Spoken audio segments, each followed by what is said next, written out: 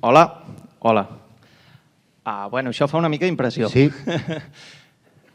Bé, abans de res, ens agradaria començar donant tot el nostre recolzament a aquelles afectades per la Dana al País Valencià. Alhora també volíem fer una denúncia per les pèssimes gestions per part del govern de la Generalitat Valenciana i de l'estat espanyol. Bé, dit això, ens centrem en el per què estem avui aquí reunides. I és que just un dia com avui, de fa 75 anys, concretament un 11 de novembre, varen ser detinguts els germans Jaume i Miquel Guitó Gramunt. Aquest últim, més conegut com el Smolet, era el masover del Mas Rocaus, un mas que dona nom a l'Ateneu Popular del nostre poble. Aquest mateix mas s'utilitzava en diverses ocasions com a base logística sempre que els maquis ho necessitaven. 5 dies després varen ser conduïts prop de la colònia Soldevila de Balsareny, on se'ls aplicava la llei de fugues, una llei que autoritza a tots els policies a disparar davant l'intent de fuga d'un detingut, que a la pràctica, diguem-ne, que era com la legalització d'un assassinat.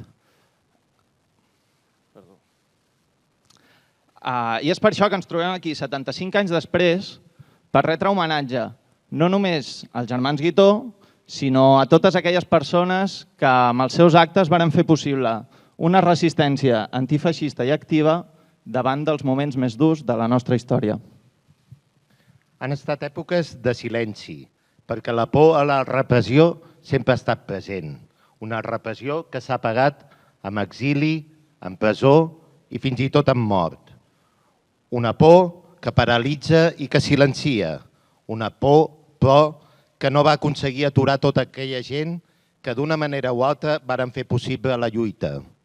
Tot això, potser per convicció o simplement per quotidianitat, des de l'anonimat, fugint de romanticismes i sense pretendre ser recordades com a heroïnes.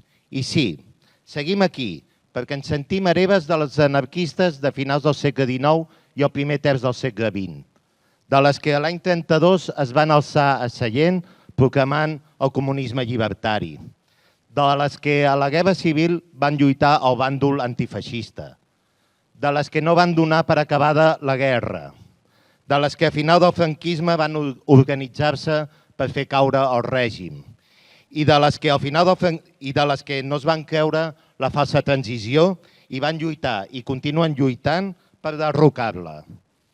Agustín Rueda, sempre estaràs en la nostra memòria. Per això volem agrair avui i aquí la presència de Joan Busquets, el senzill de Jean-Marc Rullant, 2 vides exemplars, però també a Josep Maria Reguant, a Dolors Marín, a Helena Solanes, perquè representen aquesta lluita per la memòria, imprescindible per conèixer i mantenir viva l'esperança de llibertat. Una esperança que ens conjurem a continuar, tant des de la CGT com des de l'Ateneu Popular Rocaus.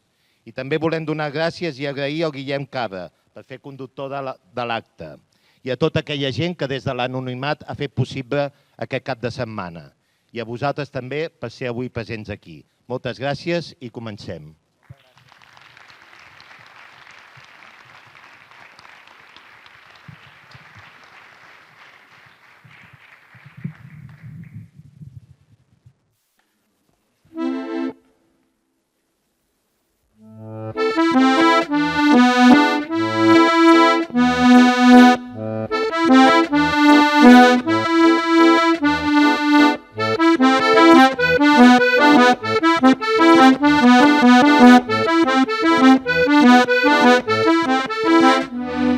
Història de 3 amics de la dolça llibertat. Si es varen fer anarquistes no va ser per casualitat. Bonaventura Durruti, Escasso i García Oliver, ells varen ser els solidaris que menyspreuen el poder. Perseguits i buscats per al camp i la ciutat, si a la presó acabaren no va ser per perquè és veritat. Bonaventura Durruti, Escasso i García Oliver, tres fulles negres d'un trèvol que menyspreuen el poder.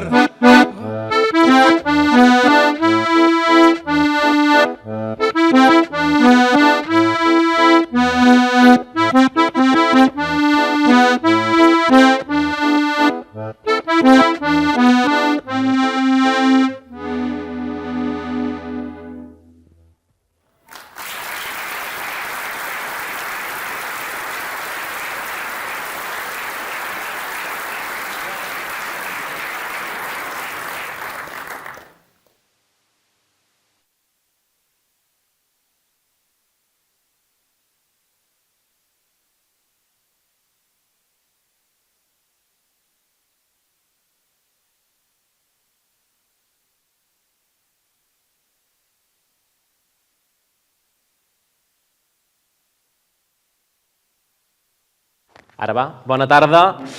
Moltes gràcies a tots i a totes per acompanyar-nos.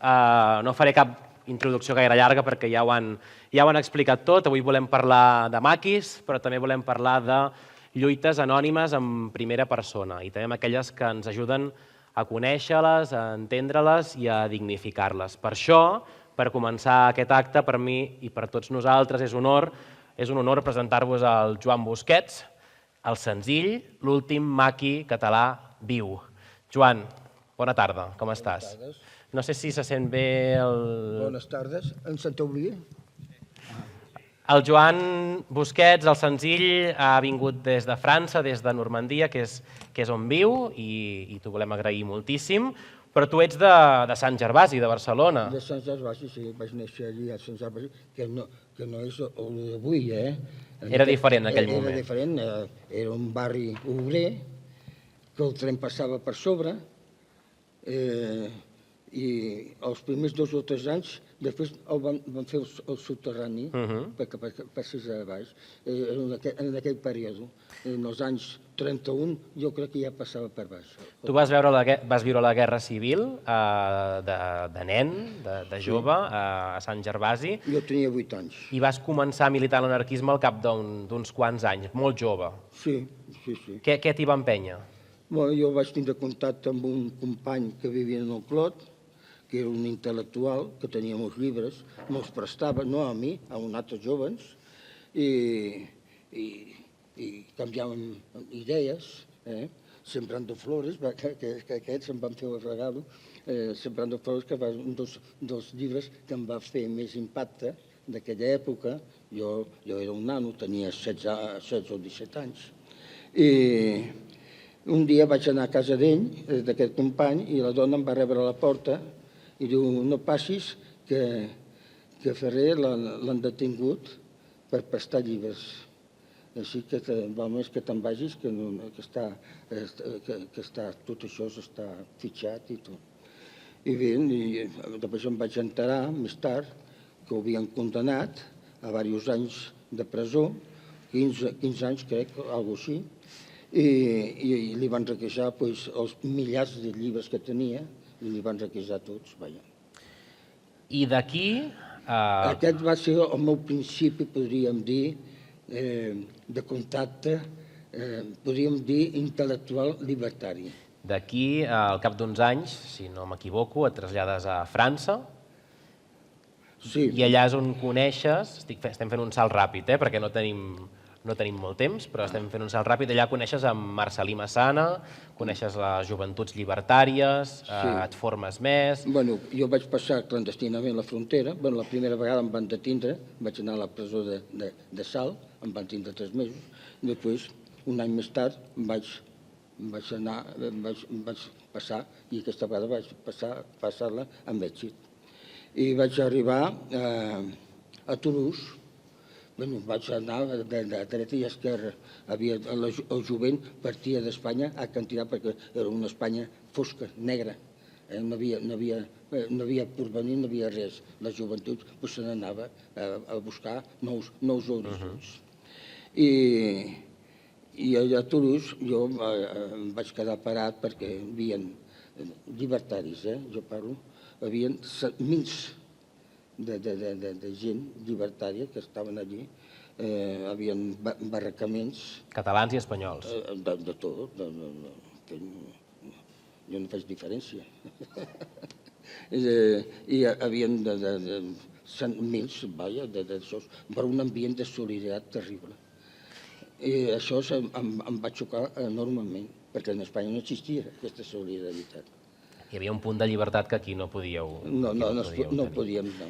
I com arribes a ser un maqui? Qui t'introdueix? Bueno, jo et dic que jo vaig trobar treball a les mines de carbó, de Cransac, departament de l'Aveyron, que hi havia molts companys, i jo vaig entrar en contacte amb les joventuts llibertàries i venia Ruta, que era l'òrgan del diari llibertari, i ho repartia i cobrava i després l'enviava per la posta, per correus, a Toulouse. I moltes vegades jo em presentava a Toulouse per anar als mítings, per veure els mítings i escoltar i tot això. En fi, em vaig anar formant en aquest sentit, paulatinament, vaja. Vaig entrar, fèiem festivals, i els diners que es recollien eren pels maquis i pels presos que estaven a les presons en Espanya. I vaig crear aquest ambient, però jo era bastant inquiet i volia provar-me a mi mateix alguna més. I mira, va caure bé la cosa, va vindre Massana allí a parlar i a donar-se a entendre, i nosaltres, en seguida els més joves, anem a entrar en relació amb ell. I hi havia un que ho havien expulsat de França, perquè hi havia les huelgues en les mines, que li deien el Corrito, Antonio Molina, que va ingressar en el grup de Massana, i li van dir: tu estàs expulsat de França, tu demanes el país on vols anar. I ell diu: jo me'n vaig a la resistència. I se'n va anar a la resistència, perquè estava expulsat, o que escollir el país, i ell va preferir ficar-se allà. I jo, al mateix temps, també em vaig d'això. En Massana em va dir: tu ets molt jovenet, encara. Quants anys tenies? Jo tenia 20 anys. I el Massana en devia tenir 30 i pico. 32 o 33, sí. Ara Massana, si visqués, tindria 105 o 105 anys, aproximadament. I així et fas maqui? T'uneixes a la guerrilla? Sí, així em faig maqui, però el primer grup que baixàvem allí, aquesta vegada, el primer grup, érem quasi tots nous, a part de 2 o 3 que estaven a l'interior, entre ells Ramon Vila Capdevila, un altre que li deien el Pernales, perquè eren sobrenoms que es ficaven. Tu et deien el senzill. A mi em deien el senzill. Per què et deien el senzill? Mira, va ser un company que estava en el Comitè Nacional i que li deien Cazorla. No sé si haureu sentit parlar d'ell. I diu: tu, la manera de ser, cau senzill. Bueno, vaig quedar molt senzill. Hi ha un altre que li van pegar el tragapanis, tu. Millor el senzill. I escolta'm, Joan, què volia dir ser un maqui? Hem posat contra el règim, contra els golpistes, contra un règim totalitari, i era lògic que ho digués contra ells. No hi havia una altra cosa. Quin tipus d'accions fèieu? Sabotatges. Perjudicar l'economia del país el màxim possible. Només l'economia? També fèieu alguns atacs a institucions? Havia que menjar, també. Havia que menjar, i les armes les teníem perquè per la resistència francesa, que ens ajudaven, i teníem, però això va ser al principi, després havia que comprar-les, després sí que va passar el temps. Però, en fi, les primeres armes que jo vaig conèixer eren donades. Eren la metralleta Stern, el més conegut, la Thompson, pistoles Parabellum, la pistola, com se diu, l'automàtica, com en diuen, aquesta l'automàtica que tenia bales del 45, ara no me'n recordo. Jo no sóc un expert en pistoles, Ara ja crec que no et podré ajudar. Han passat tants anys, tu, que no... A la vedeta de Massa, bueno, hi havia moltes... I tu recordes alguna de les accions més destacades de la que diguis, ostres, això ens va costar o això vam aconseguir-ho o no ens en vam sortir? El més destacat va ser les pilones que anem tirar de Terrassa, que anem tirant un grapat de pilones i després 1 quilòmetre de via fèrria. Pilones de què? Pilones d'alta tensió, elèctriques. Per deixar Barcelona i Terrassa sense llum? No, Barcelona no, Terrassa i Manresa. Eren regions bastant industrials i van quedar a fosques bastant temps. I el tren va quedar durant una setmana també. Clar.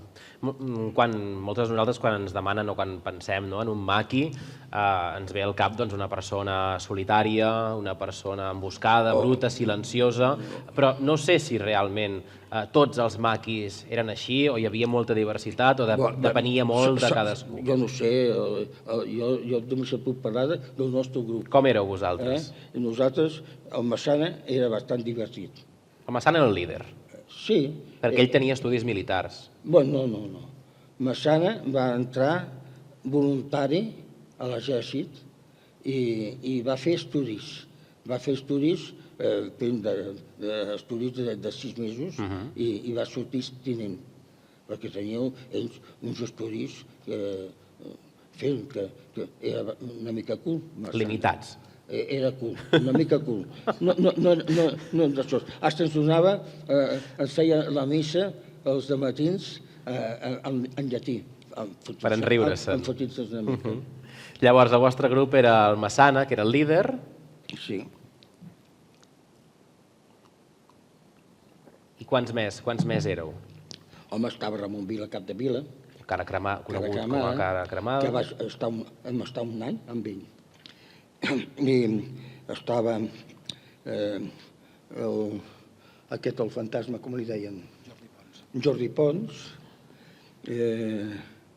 Estava el Tragapanes, Pedro Pedrero, que el van fusellar al camp de la Bota. En fi, hi havia diversos, hi havia el Tallaventres, que ara no sé el seu nom. Jaume Puig. Vull agrair al Pep Cara que ens acompanyarà durant tota la tarda, perquè ell és algú amb qui han compartit anys i hores, ell és de la CGT del Berguedà, per tant, gràcies Pep també per ser-hi aquí. I són persones de Berga, tots aquests que estic nombrant, eren persones de Berga i són conegudes a Berga, i jo, és per això que tinc molt anar a Berga, perquè em recorda una part de la meva joventut, d'aquella època. I en aquell moment, en les accions que fèieu, passàveu, entenc, més temps a França, travessàveu la frontera, estàveu mesos a la muntanya... Érem grups volants, que veníem de França, fèiem els fets, teníem contacte en l'interior, i ens deien les coses que havia que fer, les precaucions a prendre, etc. I nosaltres fèiem els fets que... Baixàveu a ciutat, també? No. Només es quedàvem a la muntanya, i Massana era home de muntanya, Ramon Vila, cap de Vila també, no arriesgaven. Tinc que dir a favor de Massana que era un home que mai va tindre ni una baixa, amb tots els anys que va estar de lluita, ni una baixa, és l'únic. Per tant, curt tampoc no devia ser. Curt del tot tampoc no devia ser. Però de precaució sí que agafava, màximes, i això és d'agrair i de reconèixer, perquè tots, puc nombrar tapisseries, el Quico, el Pep, tots van tindre baixes, però ell no. I amb el grup del Massana, de les coses que vau fer va ser passar per Sallent en algun moment, també. Sí. Suposo que el Mas Rocaus també us devia servir de base. No. Mai? Mai. No veu estar-hi, no? No, hi ha una confusió que l'altra vegada la vaig tindre, va haver una persona que saps, perquè és la Guàrdia Civil que va dir que era una base, però no és veritat. Però la Guàrdia Civil va dir que era una base per justificar, que no era justificable, l'aplicació de fugues que li van aplicar. I per dir això, diu que era una base que tenia un depòsit d'armes, etc. I no és veritat. Però sí que els Esmolets o el Jaume o el Miquel, en aquest cas, devien ajudar en algun cas, devien tenir contacte amb maquis. Amb el vostre grup, no? No. Amb en Massana, et diré, és una realitat. Home, va ser un assassinat el que va fer la Guàrdia Civil, un crimen que no té justificació. Però no ho va ser mai, perquè vivia la mare i l'Esmolet, que tenia 54 anys, no? Que jo crec que tenia 75, si estava, i era que bevia molt. I Massana va dir, aquí no és un lloc on d'estar molt temps, perquè no és segur el lloc, vaja, perquè bevia molt. El Miquel. I la mare també, els dos. Estaven borratxos d'això i cridant perquè estava la Guàrdia Civil darrere, a uns quants metres, i la mare diu, fills de puta! I Massana, calla't, dona. Per tant, sí que hi havíeu passat pel Mas Rocaus. Passar-hi sí que els havíeu conegut. Sí, al passatge sí, però a casa d'ells no. És la primera vegada que vaig passar jo i l'última. Jo no hem passat més, I amb altres masies sí que us havíem fet de base? Home, les altres masies sí, estava a casa de Berga, el Camp Moreno, aquesta és una base sòlida. Anem tindre després Can Flaquer, també, una altra base sòlida. I són les dues bases que jo coneixo sòlides. Massana i Ramon coneixien uns altres, sobretot Massana. Tenia amics i cases, però que només les sabia ell i nosaltres no ho sabíem. Per tant, jugaven un paper important les masies a l'hora d'acollir. Sí, home, i tant, si no, haguessin mort de ganes, tu. Eren nens que es donaven el menjar i era gent de confiança, tu. I a més, en Berga, quan un venia ferit, com el Ramon sempre estava ferit, venia el farmàcic, com se deia? Costa. Cosp. Cosp, sí. Després ho vaig conèixer a la presó també. I ell curava els ferits allí en la base. Que això és molt, perquè arriesgava molt. La prova que després, quan va caure tot, ell va caure també. Jo ho vaig conèixer quan jo estava condemnat a mort.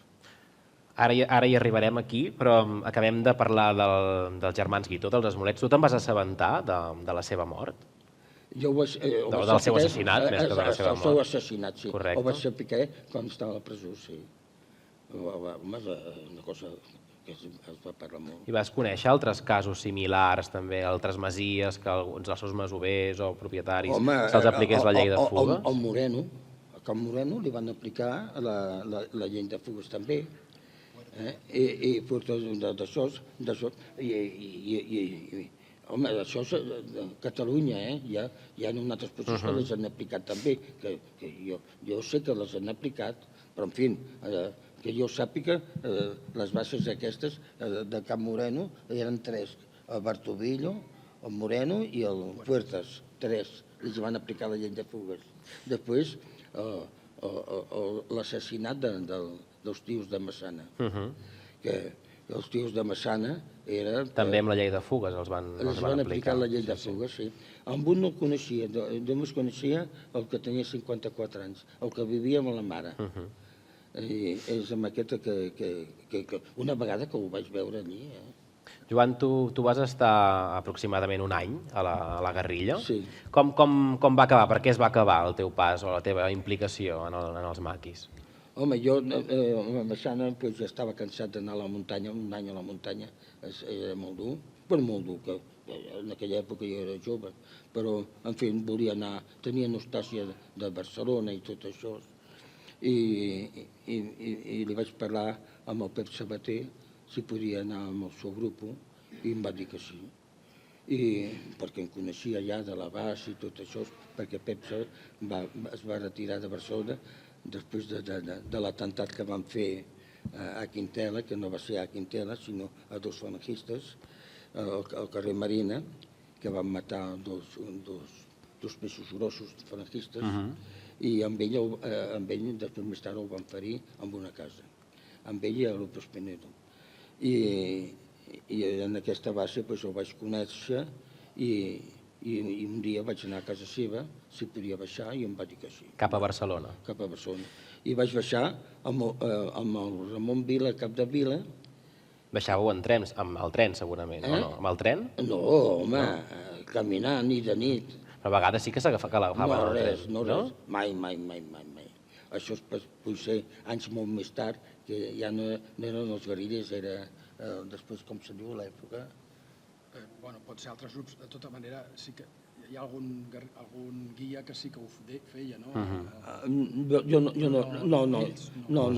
no coneixo res. Tots anàvem a peu i de nit. Passàvem a nit, amb macutos que pesaven 40 quilos. I a Barcelona et detenen?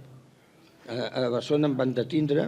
Per culpa d'un paper, d'una adreça. Sí, resulta que el dia anterior van matar el Pepe Sabater. El Pep Sabater el van matar al carrer Trafalgar.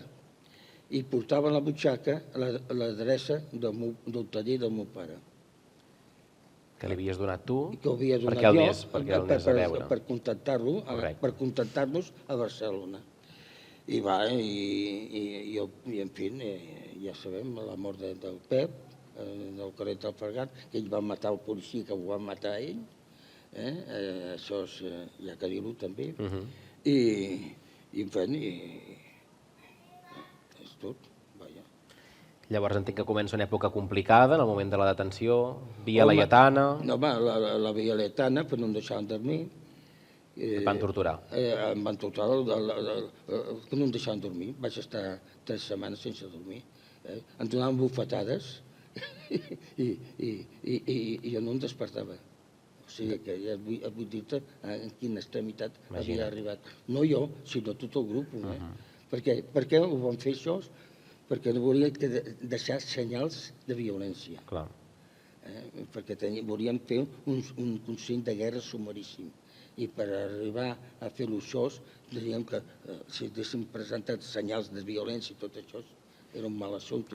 Si hi havia la premsa, una premsa estrangera, anem a suposar que jo crec que no hi havia premsa estrangera, no hi havia res. Ho van fer tot tancat. I com va acabar aquest consell sumaríssim? Aquest consell de guerra sumaríssim van condenar 3 penes de mort, entre ells jo. I 2 companys més de la guerrilla, també. I després 5 a 30 anys de presó. O sigui que en total tenen 8. Entre ells estava el Manolo Sabater, el germà més petit dels Sabaters, i el van condenar a mort, i a Saturnino Carbos, que era el delegat del grup que portava ell, li van demanar la pena de mort, i a mi també. Amb ells els van fusellar al camp de la Bota, i a mi em van commutar i em van enviar al penal de Sant Miguel dels Reis. Quants anys? 30 anys que tenia, encara no hi havia la condena perpètua.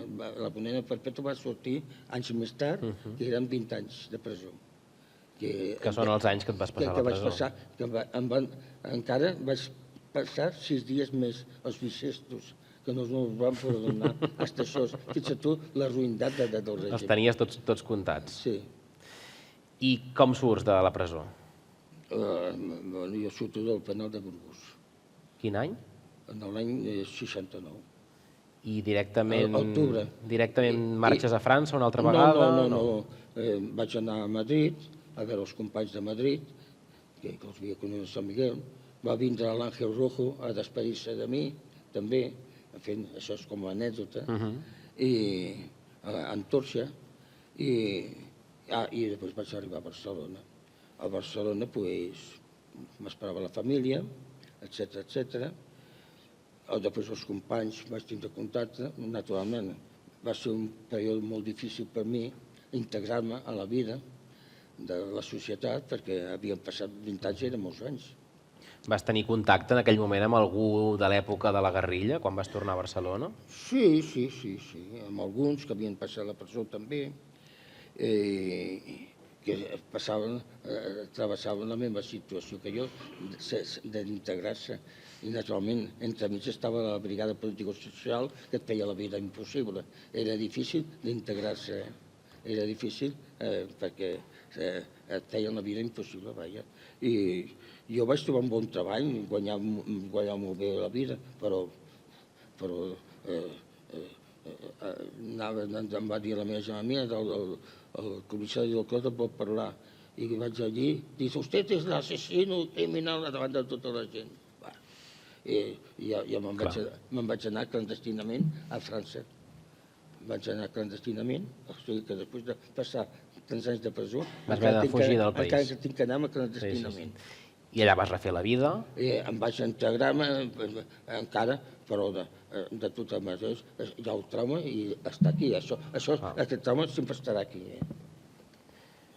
Vaig conèixer la meva companya, una francesa, em va ajudar molt. A més, vaig caure bé amb una dona que em convenia, que és raro, m'ho diuen que és raro, perquè veig les separacions que hi ha, amb ella m'he trobat sempre bé. I n'hem tingut un fill. I ara, Joan, després de tants anys, has anunciat que denunciaràs l'estat espanyol com a víctima del franquisme. Sí, això. Per què ho fas? Home, perquè sóc una víctima del franquisme i naturalment és necessari de fer alguna cosa. Jo el que no volia... Això surt a conseqüència de la memòria democràtica. De la llei de memòria democràtica. Hi ha un article 5 que té tots els drets, els que havien sofert, etc., com víctimes, tot això.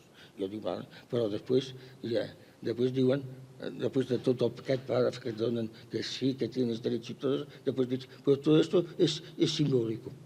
Hi ha una paraula que diu simbólico. O sigui, que són uns canalles, tu. N'esperes alguna cosa per això, d'aquesta denúncia, que tingui alguna transcendència? Home, almenys hi ha una cosa segura, que farem soroll. El dimarts tenim una roda de premsa, i després faran un documental que m'han fet a mi, hi haurà després un col·loqui, em preguntaran i tot el que sigui, no estaré disposat a això, i després m'enviaran, anirem a Madrid, i a Madrid serà també una roda de premsa, ens presentarem al Congrés dels Diputats amb una pancarta, en protesta, no deixem passar els diputats, no sé on arribarem, i voilà.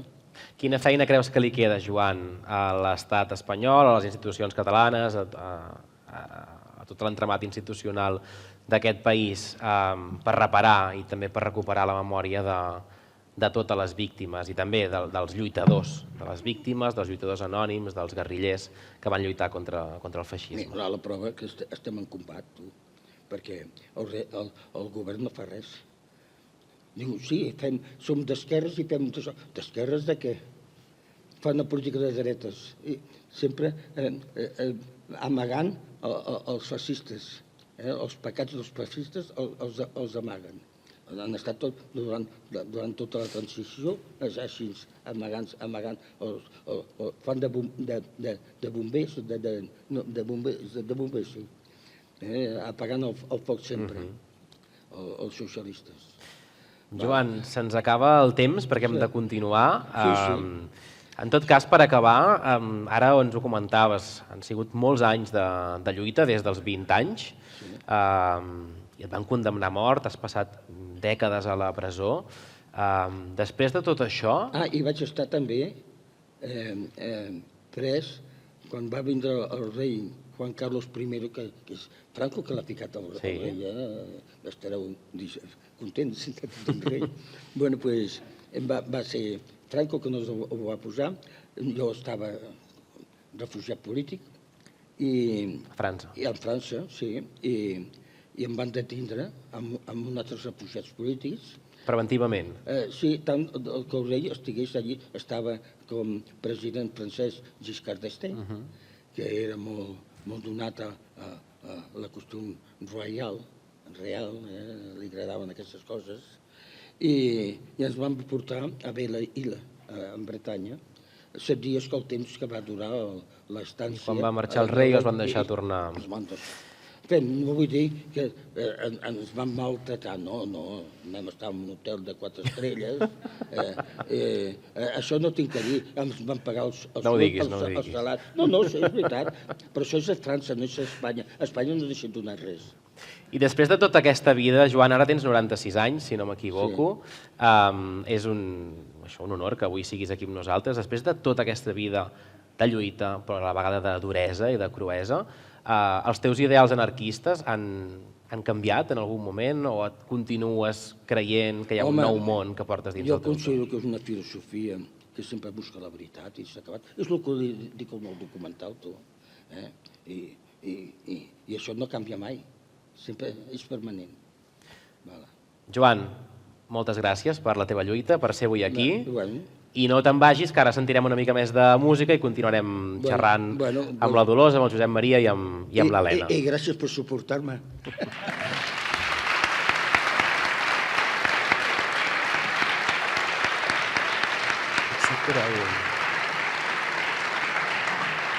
Deixem... Aquesta és la tercera, o la quarta.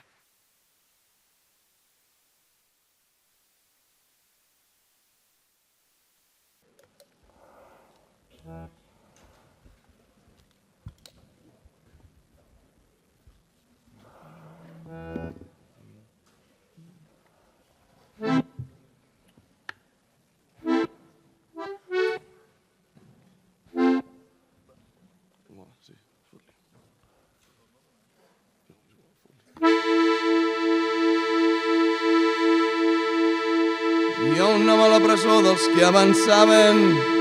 Junteu-vos, junteu-vos, traieu-li l'embràs. Perdó. Hi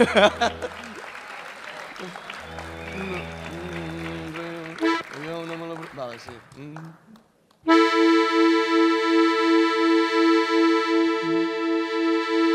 Hi ha un nom a la presó dels que avançaven. Junteu-vos, junteu-vos, traieu-li l'embràs que li oprimeix les mans. Junteu-vos, junteu-vos, perquè faci camí, perquè faci camí, perquè faci camí. Junteu-vos, junteu-vos, perquè faci camí, perquè faci camí, perquè faci camí. Junteu-vos, junteu-vos. Hi ha un home a la presó dels que avançaven. Junteu-vos, junteu-vos, traieu-li l'embràs que li oprimeix les mans. Junteu-vos, junteu-vos, perquè faci camí, perquè faci camí, perquè faci camí. Junteu-vos, junteu-vos, perquè faci camí, perquè faci camí, perquè faci camí. Junteu-vos, junteu-vos, junteu-vos, junteu-vos.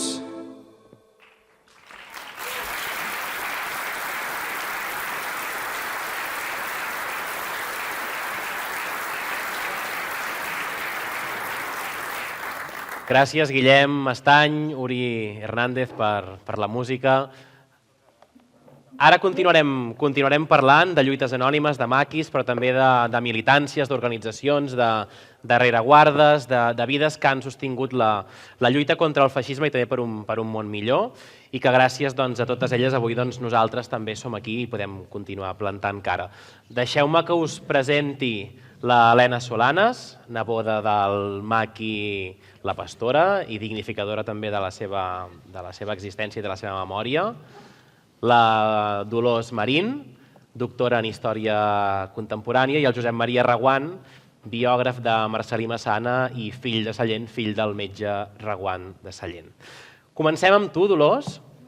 Posem una mica de context a l'any 49, l'any en què assassinen els germans Guitó, el Miquel i el Jaume. En quin context, en quina situació es produeixen aquelles morts? Bé, és un context terrible perquè precisament ha acabat la Segona Guerra Mundial i una cosa que esperaven els maquis, que per això fan el maquis en un moment determinat, és que hi hagi una intervenció aliada a l'estat espanyol perquè havia estat el gran còmplice o sigui, del que eren els estats feixistes, o sigui, tant de l'Alemanya nazi com de la Itàlia, diguem-ne, feixista. Llavors, què passa? Que no hi ha una intervenció dels aliats per deslliurar a Espanya del règim franquista, llavors el règim franquista veu que té una impunitat total per acabar amb els maquis i amb la dissidència política.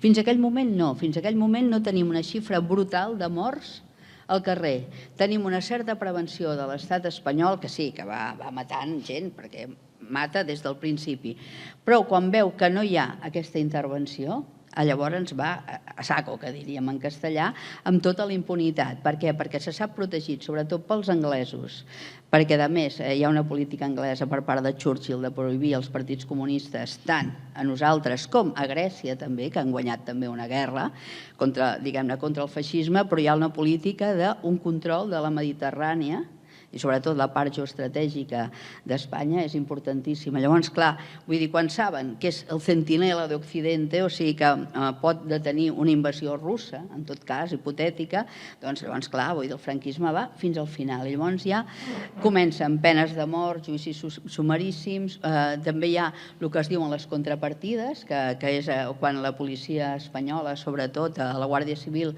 organitza falses bases i van disfressats de maquis per poder detenir a la gent. És quan s'acaba, per exemple, amb tot el que es deia els huidos, que és a l'interior de la península Ibèrica. O sigui, el nostre maquis i el maquis de la península Ibèrica és radicalment diferent. O sigui, a la península Ibèrica el que hi ha són gent que se'n va, que serien los de la sierra, els que s'amaguen a les muntanyes, que saben que els detindran i els mataran perquè és una lluita contra l'exèrcit i la Guàrdia Civil, i en canvi els nostres maquis llibertaris tenim la gran sort de poder passar a França, que és el que deia en Joan, ens podem replegar a França i tornar a entrar a la frontera, i llavors és un continu atac i entrant i sortint. I clar, per això, per exemple, molts maquis, com seria el grup dels Manyos, que el Joan n'ha parlat de quan s'intenta empalar el Quintela, hi ha la gent dels Manyos, doncs decideixen marxar de Saragossa i ajuntar-se als grups llibertaris catalans, tots i que ells són socialistes, molts, perquè saben que és un atac constant d'agressió.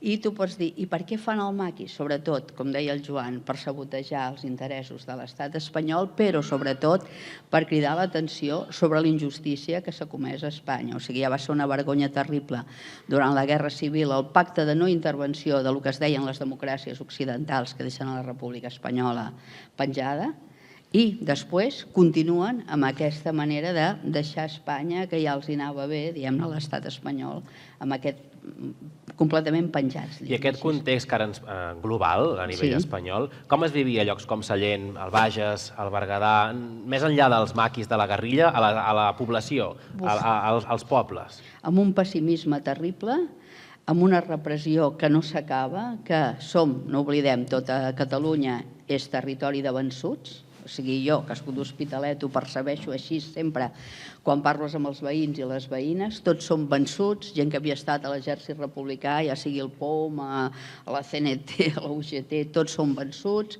Gent que ha passat pels camps de concentració francesos, Argelès, etc. Tothom té testimonis d'aquests.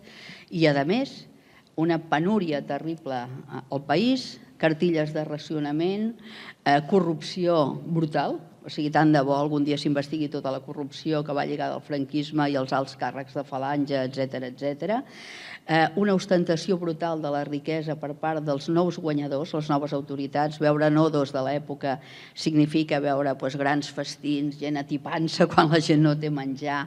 O sigui, veu claríssimament que hi ha una divisió a la societat, que són els nous ocupants de les ciutats, generalment de fora, vull dir, són les noves autoritats, la gran repressió contra la gent que hi havia abans, que havia format part de les esquerres, i lògicament una gran emigració per part de la gent dels pobles cap a el que seria Europa per anar a treballar i també cap a les ciutats. O sigui, perquè la ciutat et dona anonimat. O sigui, tu al teu poble estàs molt represaliat, però te'n vas a Barcelona, te'n vas a viure a la perifèria de Barcelona i tornes a tenir anonimat. I després hi ha una cosa important, és també l'anonimat per part de la gent que ve d'Andalusia o del País Valencià que busquen l'anonimat a grans ciutats com Barcelona i Madrid, però que són gent molt matxacada i molt senyalada. Llavors això seria una mica el que hi ha.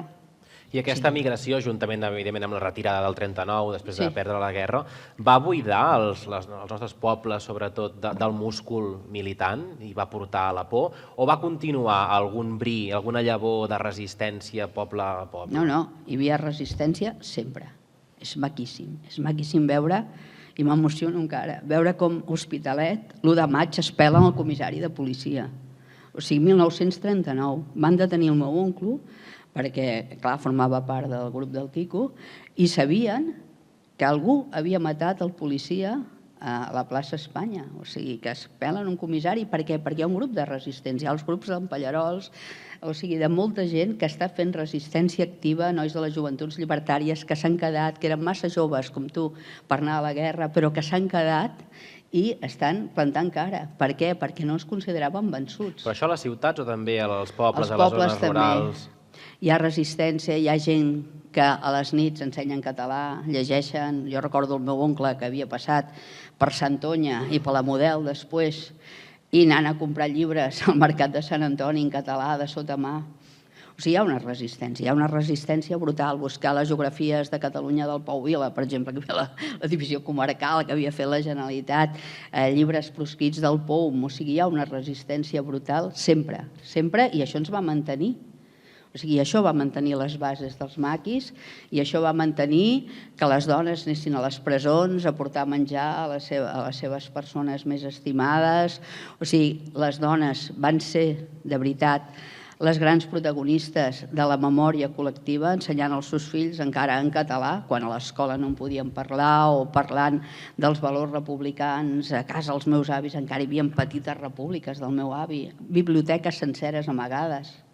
Clar, és que quan parlem de maquis tenim sempre l'imaginari de l'home valent, amb el fusell, però no sé si n'hi havia de dones, per començar, en els grups guerrillers. A tots. I quin paper van jugar, no només les dones en els maquis, sinó en tota aquesta resistència a l'inici del franquisme o a mitjans del franquisme? Les dones són les que, si ells estan a la presó, elles estan educant els fills amb els valors dels pares. O sigui que això és brutal, preservar la memòria, mantenir la memòria, educar els nens i portar endavant la família, o sigui que estan treballant, fent hores extres, fent el que sigui, amagant. La Blanca, que ara ho dèiem aquest matí amb en Jean-Marc, va entrar armes a la presó Model amagada a dintre d'un cotxet entre els dos crios, vull dir, van passar armes per la frontera, vull dir que les dones són les grans, diguem-ne, anònimes dels anònims, no? Però hi ha moltes, vull dir, la Joaquina Dorado va baixar amb l'últim grup del Sabater i ella era una militant anarcosindicalista, amiga d'enfaceries del sindicat de la fusta en 1936, tenim la Concha Pérez, que havia estat miliciana i que després al mercat de Sant Antoni amagava gent que arribava a Barcelona, que clar, en un mercat és molt fàcil. O sigui, tu pensa que els mercats són els grans llocs d'evasió. Per exemple, quan s'instal·la tota una xarxa a València a l'entorn del mercat, s'està traient gent del camp de concentració d'Albatera i amb els camions de reparto de verdures s'està organitzant una xarxa per treure gent. O sigui que hi ha llocs de dones on les dones són molt més llestes del que aparentment poden semblar, però que realment estan organitzant. I també Conxa Pérez m'explicava les cotitzacions clandestines del sindicat, perquè un sindicat, encara que estigui a la clandestinitat, necessita diners. Ens necessiten diners, això que li dèieu al Joan. Ah, clar, clar. Ah, sí, el grup aquell, el grup de Lyon. Sí. Sí, quan la policia anava a detenir tot un grup de gent que són molt anònims, de Lyon, ella portava una bomba de mà i la va treure, la va tirar allà, va haver-hi una mortandat terrible i llàstima que el bar ja no existeix, perquè se'l van carregar ara amb la gentrificació, però encara hi havia terra al forat de la bomba, que el van tapar. O sigui que vaig anar amb el Joaquim Jordà i vam fer una filmació d'aquell bar. Aquí també, perdona, Dolors, també tenim exemples propers de lluites, de mobilitzacions iniciades per dones, com les de Fígols, la revolta de l'Alt Llobregat. Sí, clar, vull dir, quan vam proclamar el comunisme llibertari. Aquí i a Hospitalet també, que som una mica heavies. Però sí, vull dir, les dones surten al carrer igual que els homes. Va ser a través d'una primera vaga de dones. Sí, que desencadena tot això. Que n'hi ha moltes, passa que no surten a cap llibre de text. Hi ha la gran vaga de dones de l'any 18, que deixen Barcelona parada durant 3 setmanes, ha d'entrar a l'exèrcit i no sortim enlloc.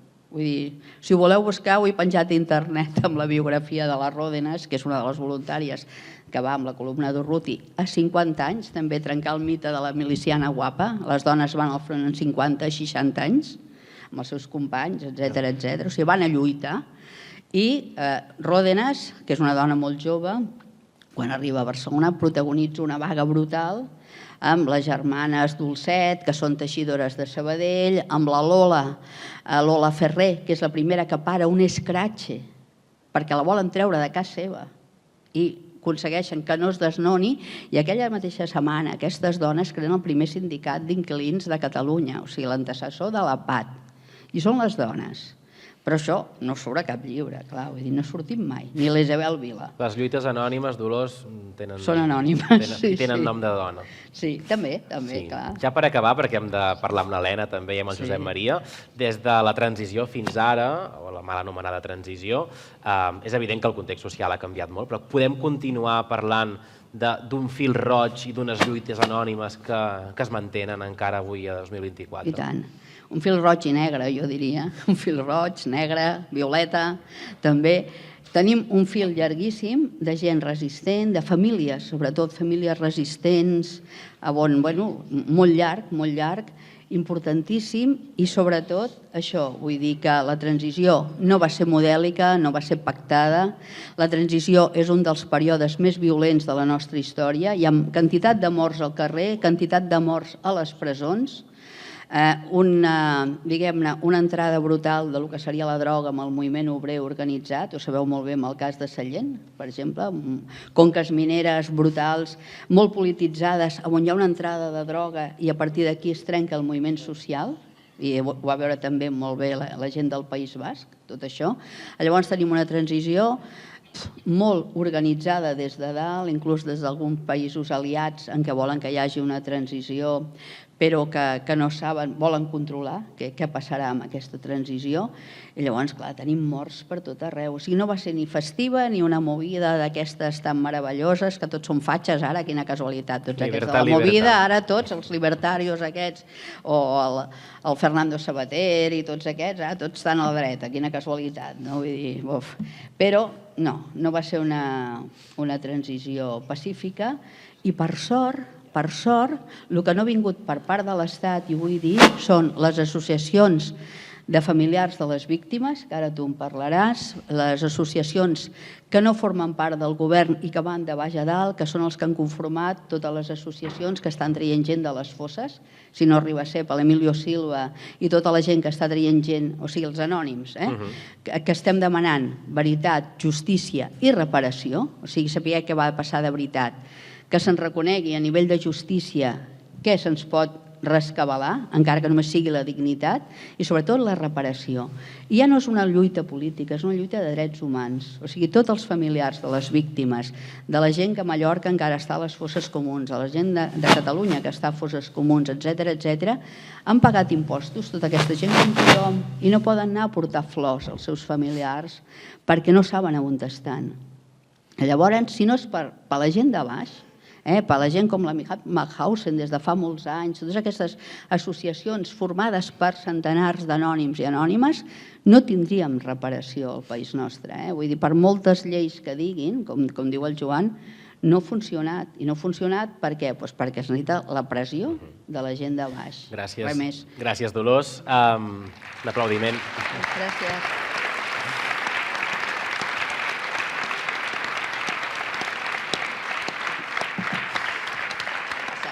I parlem d'un cas concret de l'Helena Solanes, que és la neboda, o la... digue'm-ho, com es diu? Neboda neta. Neboda neta del Maqui i la Pastora.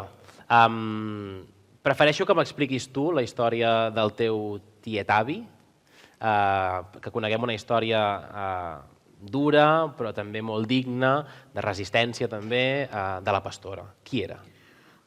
Mon tio, conegut sobretot per la zona de València, perquè si inclús ara preguntem quin maqui coneixeu, és la Pastora. És Florencio Pla Messeguer, que va néixer l'1 de febrer de 1917 al Mas de la Pallissa, que és un mas que està a Vallibona. Vallibona és un poble que està a 20 i escaig quilòmetres de Morella.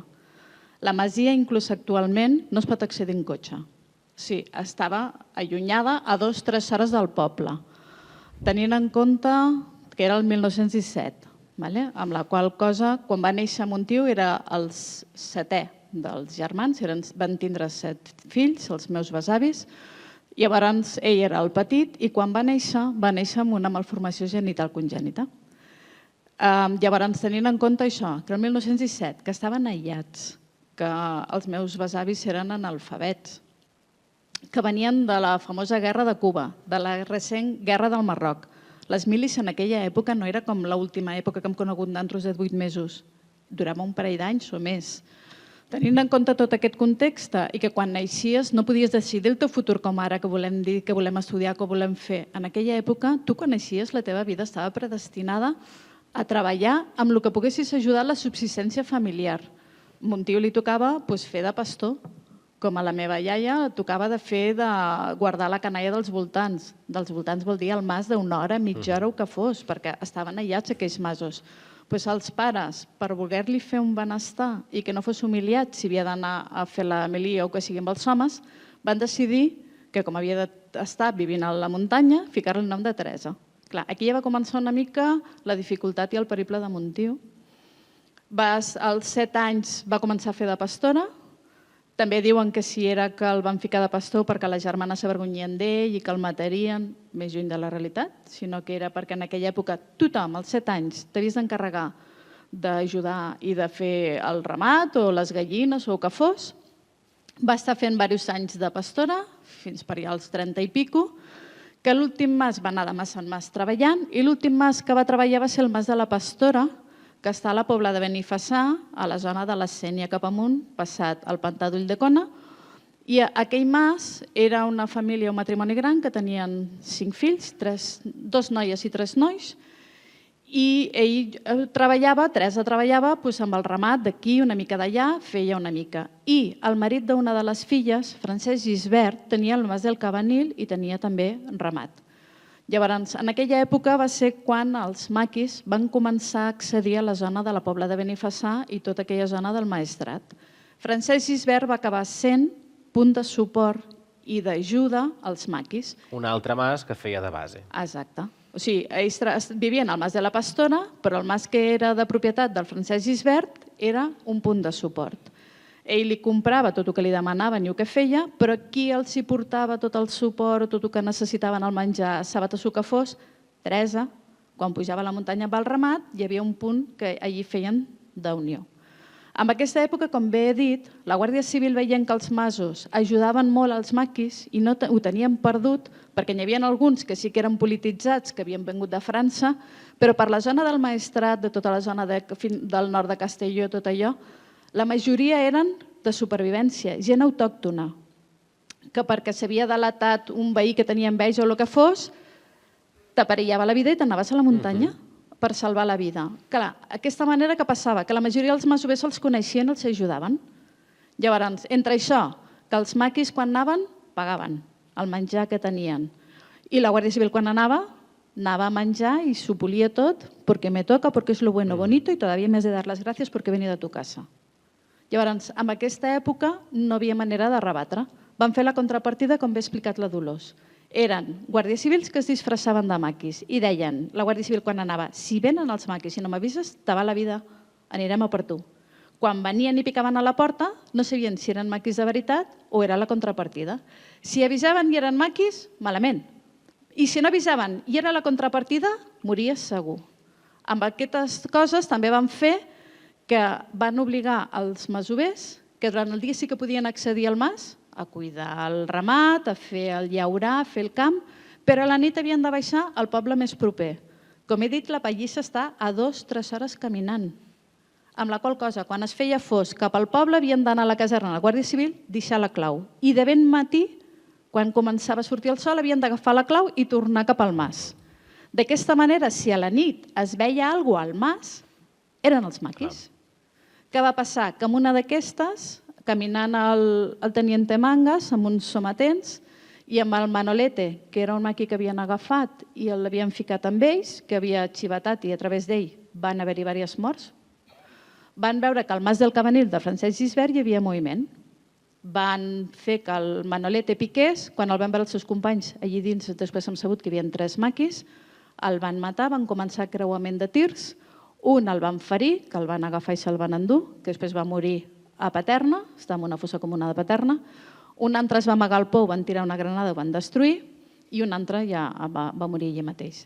Al fer això, què van fer? Van anar a buscar el Francesc Gisbert, perquè si està en el teu mas vol dir que tu ens ajudes. El van torturar, perquè com sabut una família el va poder anar a veure, estava destrossat, però barbaritats, i el van acabar matant al cap d'uns dies amb la famosa llei de fugues. Què vol dir? El Francesc Gisbert, maltractat, que no podia ni caminar, que li havien rebentat les ungles dels mans i dels peus, ficant-li mistos de baix sota les ungles. No es podia ni moure, el pugen amb una camioneta i per camins, quina casualitat, no? No passava ningú per aquell moment, perquè havien d'anar a mirar un punt o havien de fer una declaració. S'intenta escapar, de cop i volta saltar. I la fusella. I, claro, pare o le disparo, i per l'esquena. Aquesta és la major impunitat que hi ha i que encara no han admès i que ho donen per vàlid. La llei de fugues, que si les mirem són calcades una per una el que diuen. Van matar a l'amo de Montió d'aquesta manera. Teresa baixava de les muntanyes i li para Carlos el Català, un maqui, que era el cap de l'agrupació guerrillera Levante i Aragón de la zona d'allà. I li diu, pare, t'estan esperant perquè saben que tu ets el nostre suport i t'espera la mateixa mort. Vine amb nosaltres. Carlos el Català s'endú a Teresa a casa de Cinta Solà, a la Sénia, i allí és quan Montiu l'endemà s'aixeca i diu, vale, vull que em talleu el cabell, i ja va agafar indumentària masculina i ell mateix es va ficar el nick com a maqui de Durruti. Com a maqui va estar molt poc i a més va ser molt poc actiu perquè ell el que feia és ajudar-los a moure o a vigilar quan feien algun colp o alguna cosa. Va estar 20 mesos i en aquest temps llavors hi havia un company, Francisco Serrano el Rubio, que li va dir, mira, això no va enlloc, no tenim ajuda, ja han dit des de França que comencem a tirar, diu, i aquí no tenim res ja a guanyar. Ens fem sols, marxem i la nostra fita és anar a França, perquè a França Montiu tenia un germà i el Rubio tenia el pare. Van fer una contrapartida independent amb la problemàtica que en aquell moment eren buscats per la Guàrdia Civil i pels propis companys perquè havien desertat. Així ens van estar un temps, van aconseguir diners i van pujar a Andorra. Però a l'estar a Andorra treballant de masovers i a més també del contraband de tabac i tot el que es feia a Andorra, Serrano va voler tornar perquè tenia Castellote aquí a Teruel, tenia la dona, 2 filles i la mare. I al tornar va ser quan van fer un intent d'aconseguir diners a la part dels Reguers, de Tortosa, a la famosa família Nomen, Arròs Nomen, són els terratenents d'aquella època, d'aquelles terres, i havien venut unes terres, sabien que hi havia diners i van anar a demanar diners. Montiu es va quedar fora a la porta, Francisco Serrano a l'entrar es va més o menys relaxar i el fill gran va matar el Francisco Serrano el Rubio. En aquella època Montiu i el seu company tenien la feta que si mai passava alguna cosa tenien un punt de trobada. Montiu l'arriba allí, Francisco ja no va vindre i es va amagar en una cova a Xert, a prop de per allà, de Rossell i tot allò d'allà, Xert, de Vinaròs. Es va amagar en una cova i va estar 2 anys amagat, sol, fred, menjar, si et trobes malament, si no, és el teu problema. Inclús per l'únic que he trobat, que és un article, no sabia ni parlar.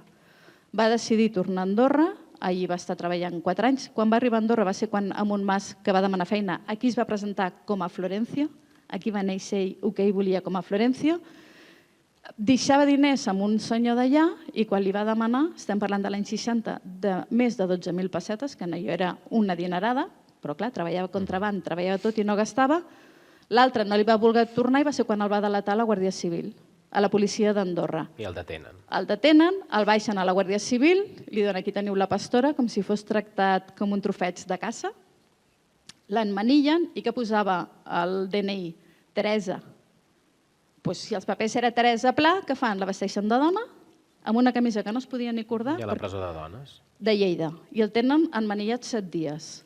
El porten a Tarragona pels casos de robatori de per allà Tortosa i tot això i li fan 2 condemnes de 25 anys. El porten a València amb un altre judici i aquí li imputen 29 morts, 27 de les quals van ocórrer quan ell no era ni maqui. I 2, inclús els papers de la Guàrdia Civil, consta que Montiel no va ser ni actiu.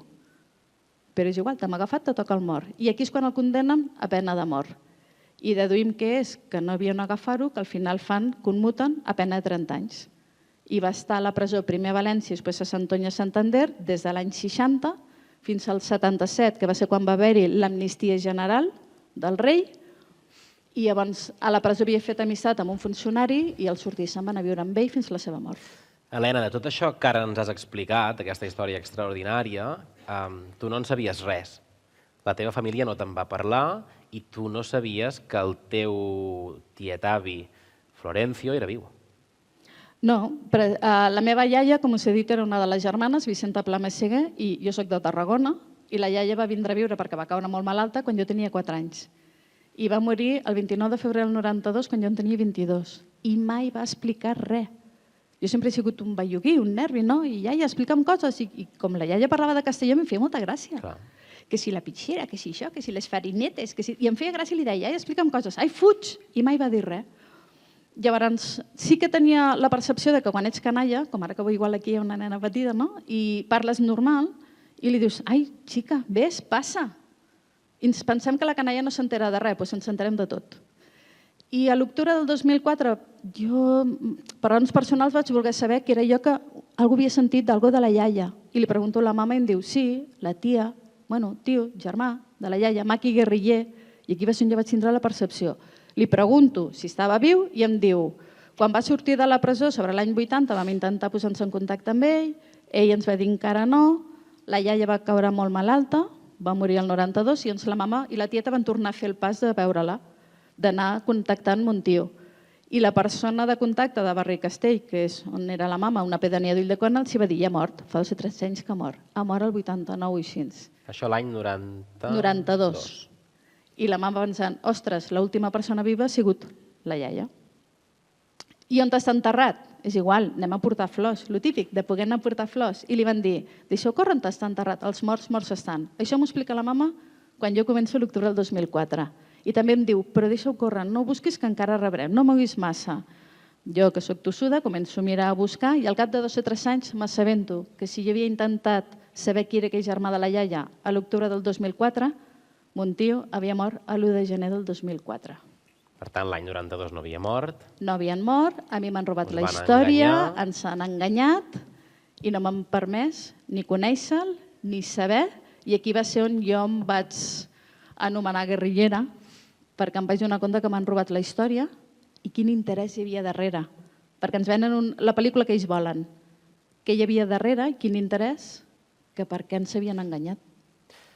Segurament d'històries com la de Florencio, d'històries amagades, anònimes també, n'hi ha moltíssimes que cada vegada més costa més de reconèixer, però jo et volia agrair, Helena, la feina que fas tu, que també és una lluita anònima, la feina de dignificar, de recuperar la memòria, en aquest cas del teu tietavi, que avui la puguem estar explicant, que se n'hagi fet una pel·lícula, un llibre, que se n'hagin fet cançons i que per tant, aquestes persones que van patir tant, però que també van persistir, van resistir per aquest món amb el que creien, doncs avui en puguem estar parlant. Gràcies, Helena. Gràcies a vosaltres.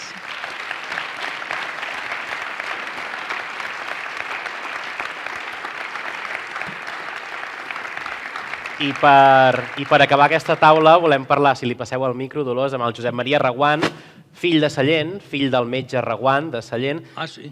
i biògraf de Marcel·lí Massana.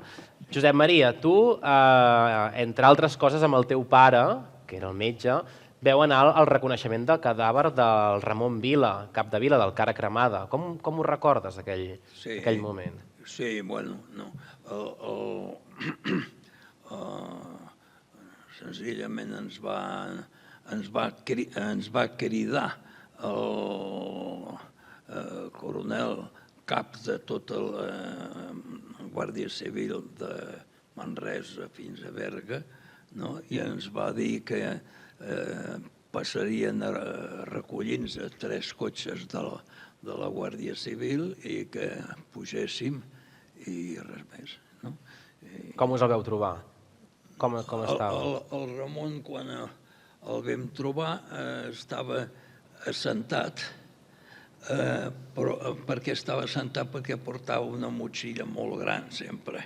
I per tant, quan li van tirar, ell també va tirar, va estar de no res, que el civil que el va tirar, ell també el que és, i li va fer una lesió en l'artèria femoral i una altra en el coll, en el d'això, i cal pensar que el Ramon es va morir desangrat allà.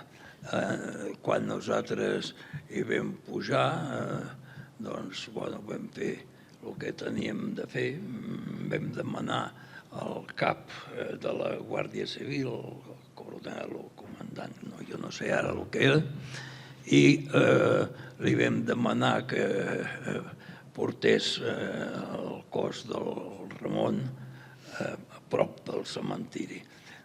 Aleshores, com que ja era un moment en què faltava temps perquè es feia fosc, el van deixar dins, davant del cementiri hi havia un quadre de mules, però que era net, i es va baixar fins avall. El meu pare i jo això ho fèiem, que érem especialistes en moure aquestes coses. I l'endemà vam anar allà per fer l'autòpsia i la vam fer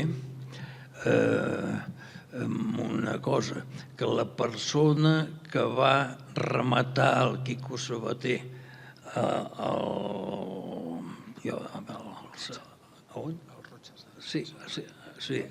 Roig, sí, aquest, bueno, què?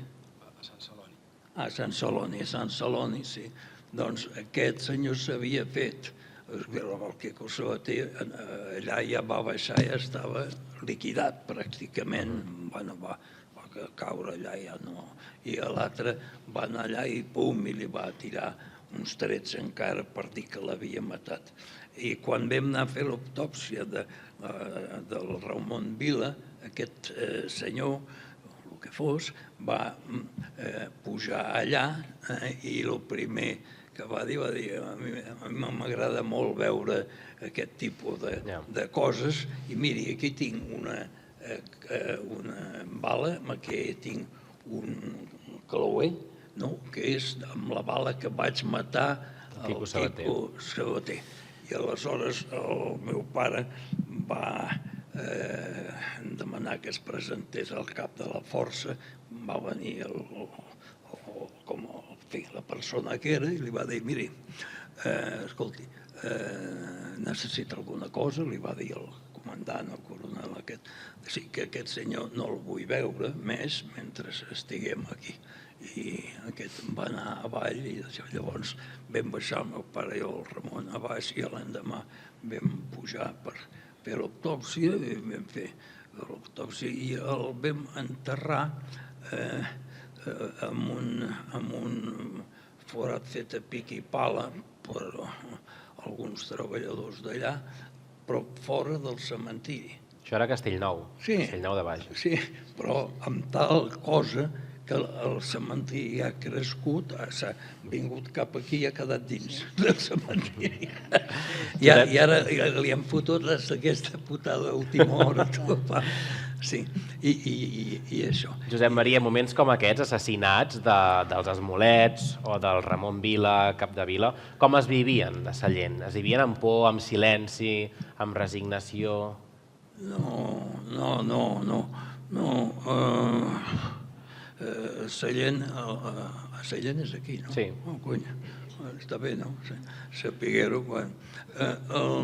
No, Sallent jo em penso que és un poble molt actiu, molt productiu, amb gent, en fi, que cadascú respecta l'altre però fa el que vol, això és el que jo em penso, i el meu pare i la meva mare hi van viure molt bé i jo també i els meus germans els anys que hi vam ser. Això és l'assumpte.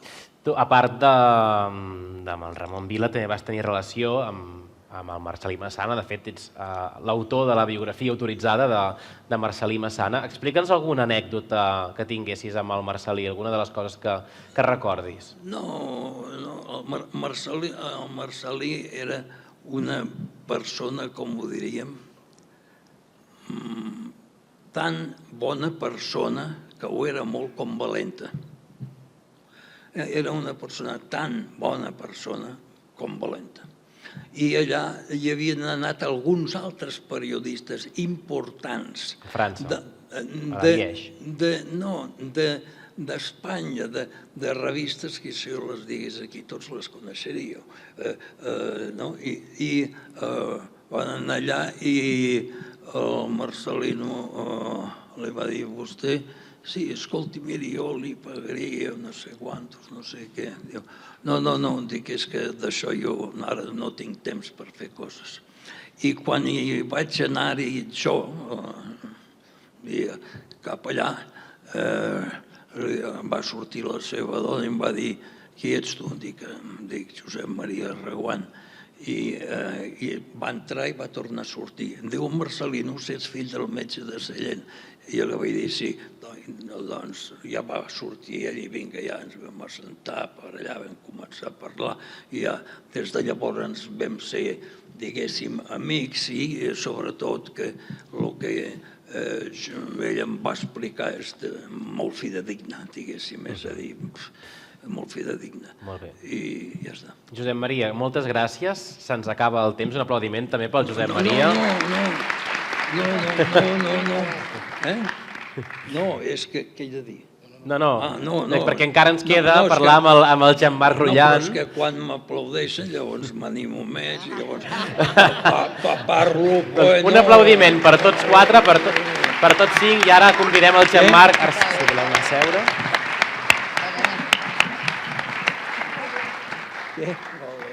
Vine aquí, Jean-Marc. Nosaltres ja sortim.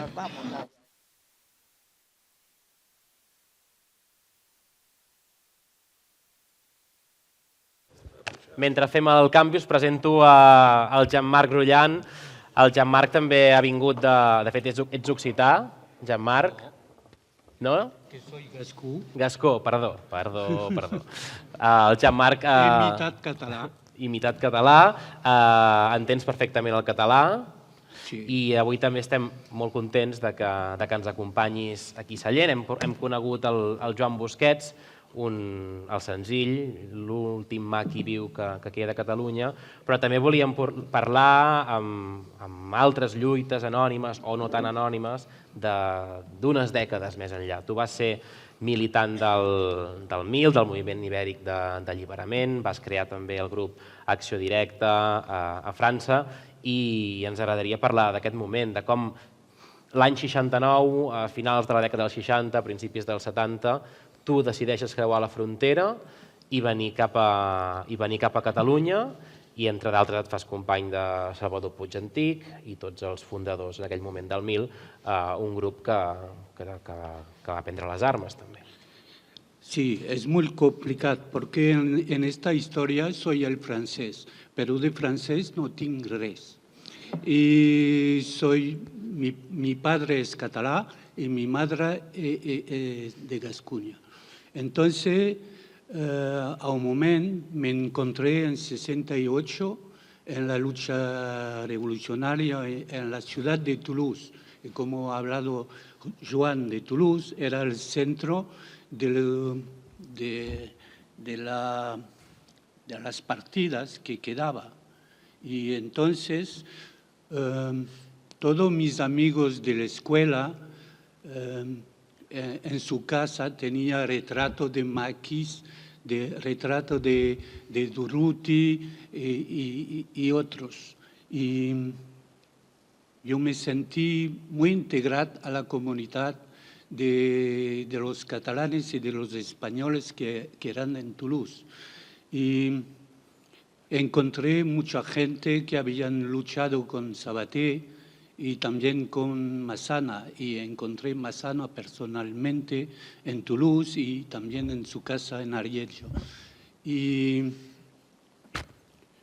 para mí, al momento, después de los acontecimientos de 68, cuando mi generación se ha puesto la idea de utilizar las armas en la lucha política, para mí era muy, no sé, natural que 80 kilómetros de la frontera era más natural de ir al Estado español que en París, que era muy lejos.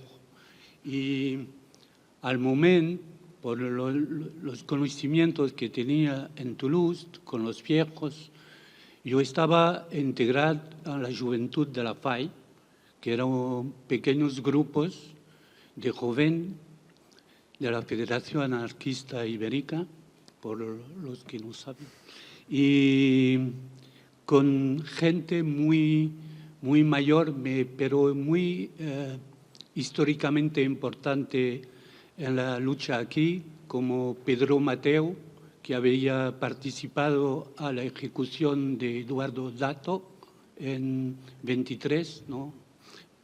Y compañeros de la FAI como el Negro, el Zapatero, Teofilo, y como lo ha dicho Toulouse, su compañera Blanca, que era del grupo de las Mujeres Libres, que eran gente que participaba en la elaboración de nuestra educación. Mi abuela ha participado en mi educación porque tengo un anteabuelo que fue guerrillero a Cataluña en el Pallars Jussá al momento de la Segunda Guerra Civil, que fue obligado de irse a Francia. Y entonces ese ambiente, yo jamás no me he sentido francés, ¿sabes? Pero naturalmente esos compañeros fue al momento del proceso de Burgos, de cuando 7 miembros de la ETA eran condenados a muerte.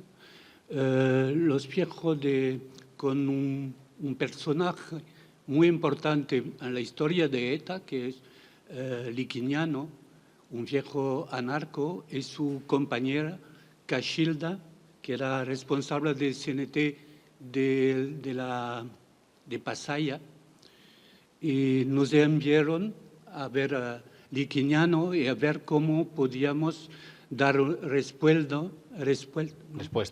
No, ayuda a la ETA. Entonces, todo este periodo, en este momento encontré un compañero de Capellades de Barcelona que se llamaba Oriol Sole, y ellos me han dicho, bueno, en Barcelona es muy importante, la situación es explosiva, Él era refugiado después de la lucha de la CAMI, que era una lucha muy dura dentro de una fábrica de helado en Barcelona. Y después fue torturado a la comisaría, empresonado y se fue a Francia. Y con él hemos discutido mucho con los compañeros en Toulouse, hay que crear algo por ir a Barcelona y un día nos ha pasado por la cabeza de llamarnos Comando 1000 con los cifres. Sí, sí. Y cuando hemos pasado con armas a Barcelona, en contacto con el movimiento obrero autoorganizado, las plataformas obreras, hay un poco de serio, vamos a hacer otra cosa un poco más estructurada y hemos fundado el Movimiento Ibérico de Liberación, que conocido aquí sobre todo por la muerte de Puig-Antich, la ejecución de Puig-Antich. Pero hemos combatido 3 años en Barcelona, en una ciudad casi explosiva, porque se olvida siempre, éramos nosotros un pequeño grupo, pero había una agitación política clandestina. Cada barrio había un grupo de resistencia, una asamblea, había realmente un espíritu insurreccional y, bueno...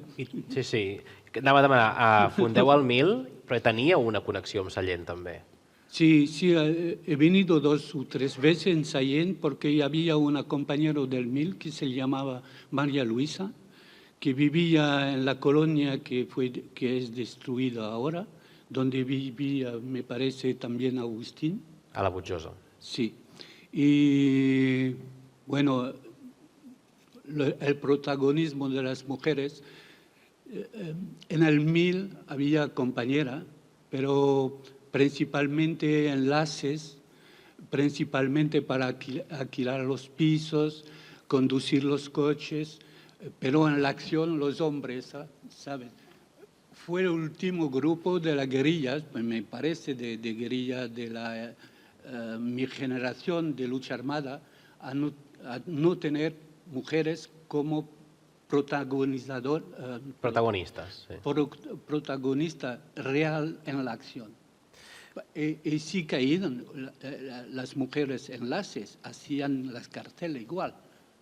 Pero en las acciones armadas, no sé, puede ser que el machismo ibérico no han participado.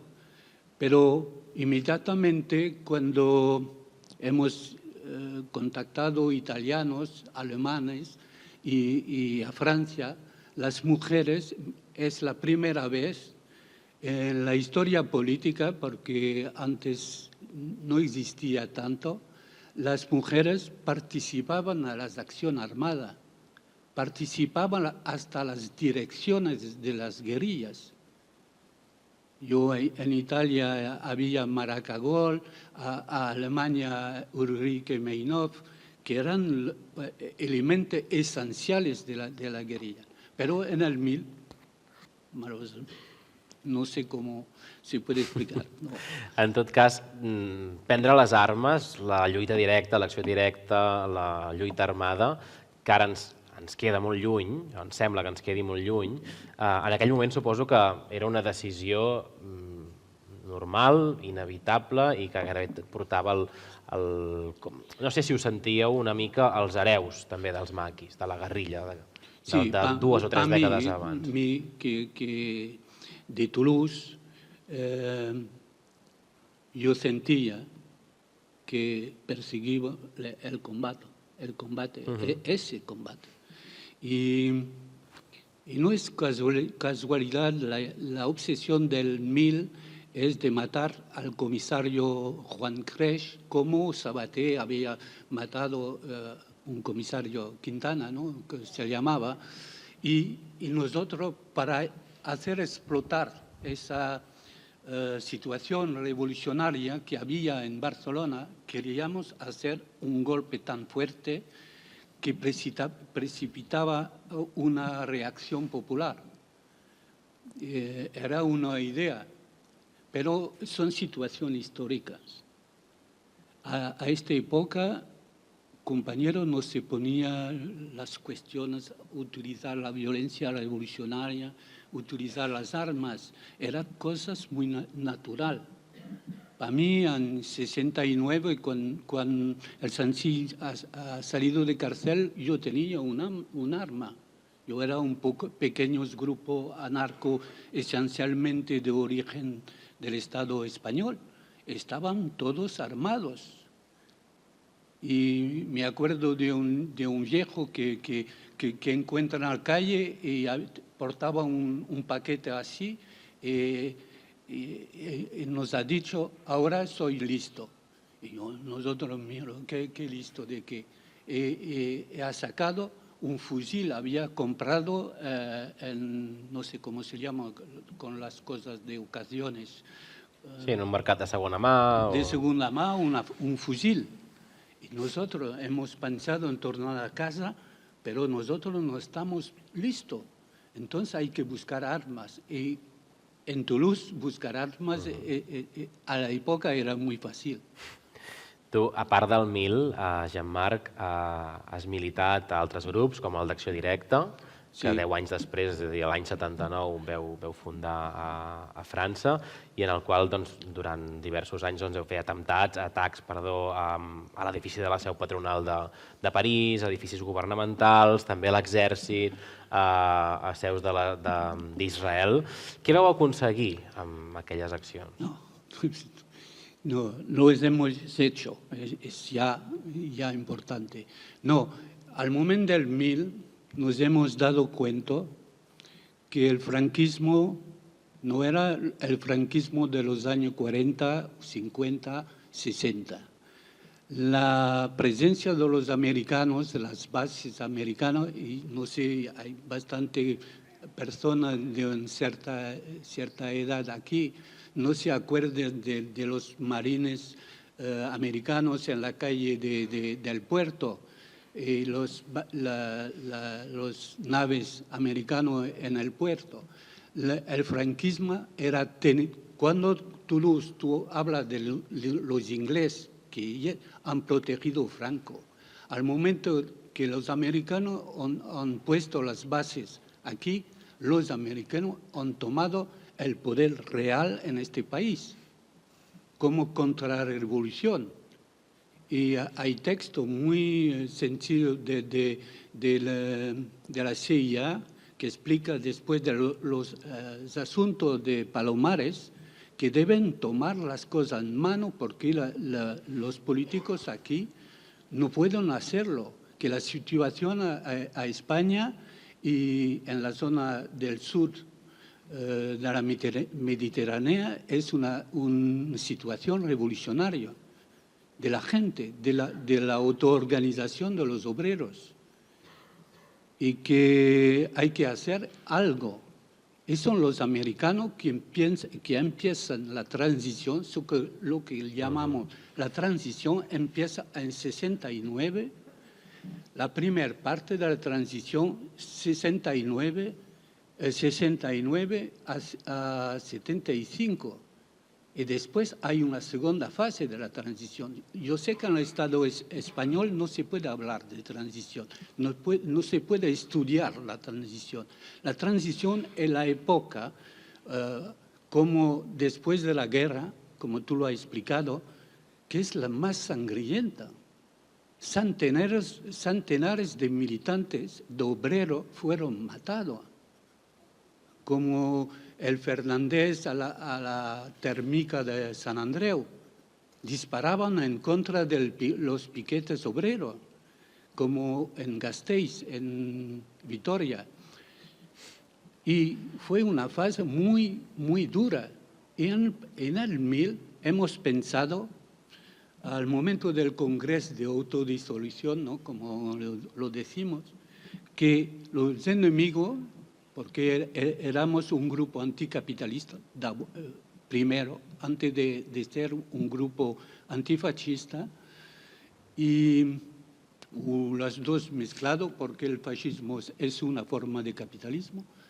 Y hemos pensado, hay que dar golpe también a la burguesía europea, a la burguesía alemana y francesa, que son los dirigentes del asunto de la transición.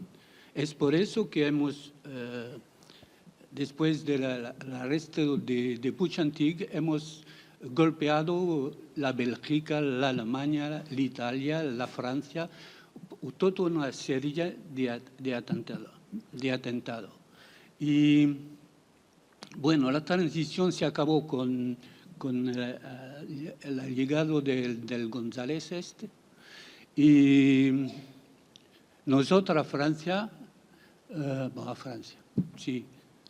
a París, hemos creado una organización de lucha anticapitalista, de lucha autónoma, que se ha llamado Acción Directa.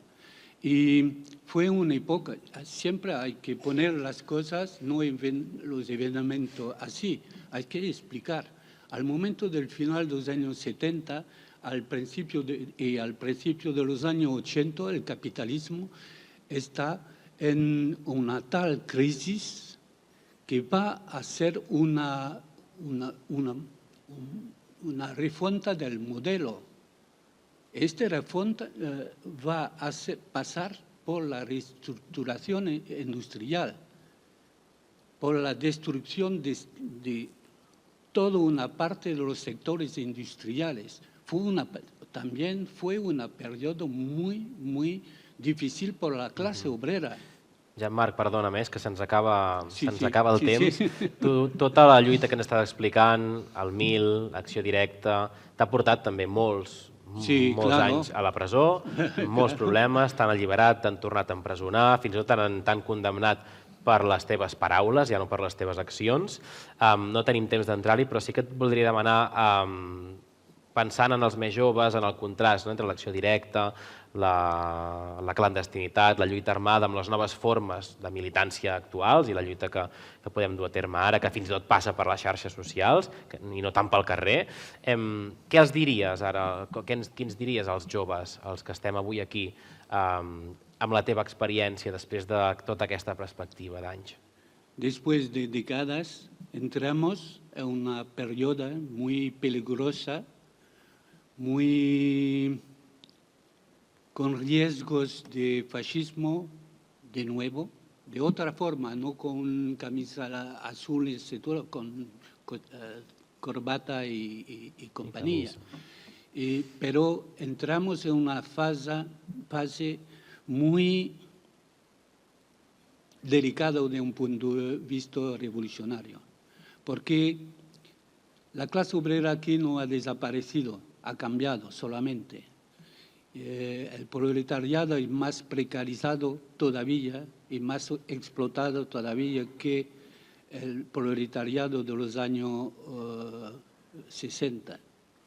Y también el proletariado no está solamente en los países industriales, son en los países del sur. Y por la primera vez de la historia de la humanidad, el proletariado es la mayoría. Y es la mayoría de los habitantes de este planeta. La visión revolucionaria de un acontecimiento de liberación de nuestra clase es posible a nivel mundial, es posible. Hi ha esperança? No es una esperanza. Si creemos y sí, esperanza no, creencia sí. No, es una cosa posible. No puede ser que no se hará, que será un desastre, un genocidio. Vemos actualmente que el primer genocidio de nuestra época. Y entonces diré a los jóvenes, hay que estudiar, hay que saber hacer el enlace con el pasado, la resistencia actual y no proyectos políticos, la estrategia política. Hay que haber una visión de no solamente localmente, pero a nivel mundial, porque hoy todo se pasa al nivel mundial y transcribir el mundial al nivel local. La lucha en contra del genocidio de los palestinos es la primera lucha o se inscribe concretamente una comprensión mundial de los asuntos. Jean-Marc Rolland, gràcies per ser amb nosaltres avui. Si hi ha esperança, si és possible, és perquè vosaltres hi sou i sobretot hi heu sigut. Per tant, gràcies. Demano un aplaudiment pel Jean-Marc.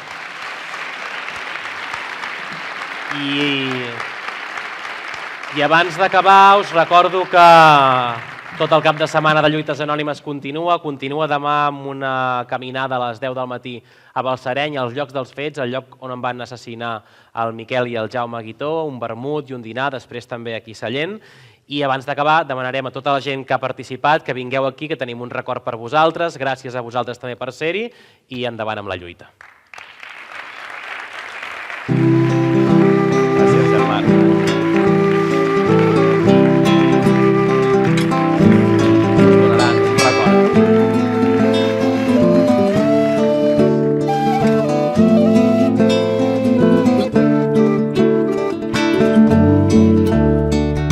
Les institucions mai entendran la nostra manera de fer, l'escola mai explicarà la lliçó d'empoderament, la indústria mai permetrà l'autonomia.